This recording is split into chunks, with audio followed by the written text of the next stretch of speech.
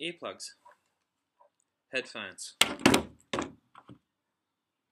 battery,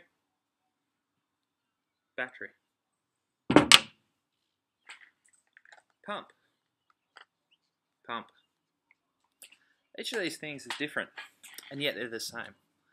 Same thing goes for syllabus and curriculum. They are very similar in a lot of ways, but there are some slight differences in the way the content is structured and how the outcomes are identified. But still, for the most part, they are very much the same. Personally, I find NEIS's syllabus easier to navigate. It tells you, at least in maths, where the outcomes are directly relevant to what subject, to what content rather, and to what topics. Therefore, I prefer using NEIS's syllabus for placements and for assignments. However, if I were to one day move states, the Australian curriculum would be an invaluable tool as a critical source of information in conjunction to whichever state or territory syllabus that I move to for teaching in my new location. So what is the difference between curriculum and syllabus? The English Dictionary defines curriculum as a prescribed course of study. Syllabus, on the other hand, is the subject studied within a particular course. So from this, we gather that the syllabus is a bit more in depth. Politically, education has always belonged to the states, and therefore it is important to remember that you teach from the syllabus, not the curriculum, because you are teaching within a state. Okay? The curriculum was put together for the purpose of uniting education across the states so that all students within Australia would come out of school with the same knowledge on the same content, or similar knowledge on similar content.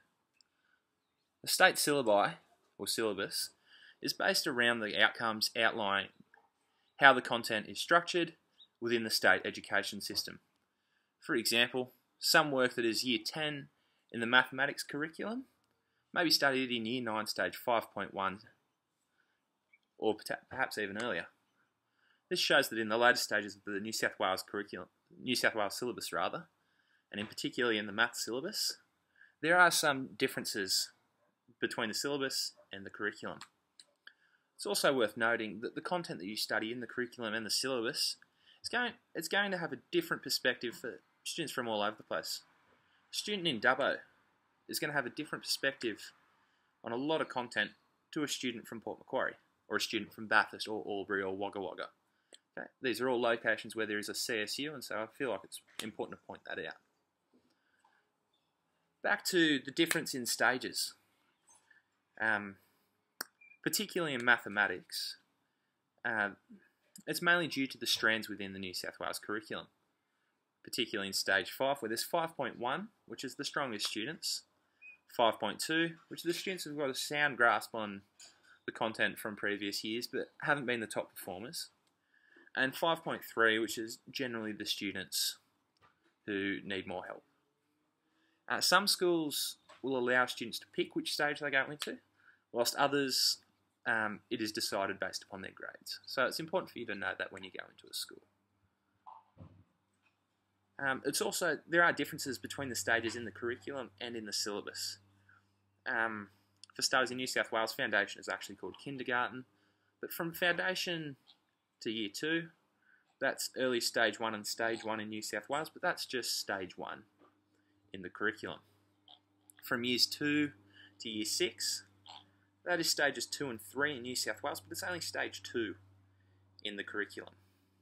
Then from Year 7 to Year 10, that's stages 3 and 4 in the syllabus, but only stage 2 in the curriculum. And then Year 11 and 12 in New South Wales is stage 6, but in the curriculum it's only stage 3. Thank you for watching, and I hope you've enjoyed this.